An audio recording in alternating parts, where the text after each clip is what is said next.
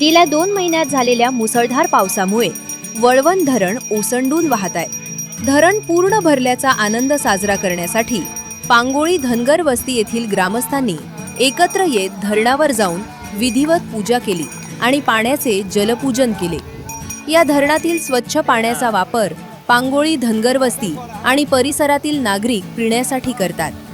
धरण भरल्यामुळे पुढील वर्षभराच्या पाण्याचा प्रश्न मिटल्यानं ग्रामस्थांमध्ये समाधानाचे वातावरण आहे। या पारंपरिक जलपूजन सोहळ्याला बाळूमामा देवस्थान कमिटीचे अध्यक्ष तथा माजी आदर्श सरपंच बबन खरात, युवा नेते महादू जानकर, गंगाराम मरगळे, गंगाराम हिरवे, संतोष खरात, पुजारी बाळू जानकर, संजय ठिकळे, ज्ञानेश्वर जानकर, बाबू मरगळे यांच्यासह गावातील महिला आणि नागरिक मोठ्या संख्येने उपस्थित होते।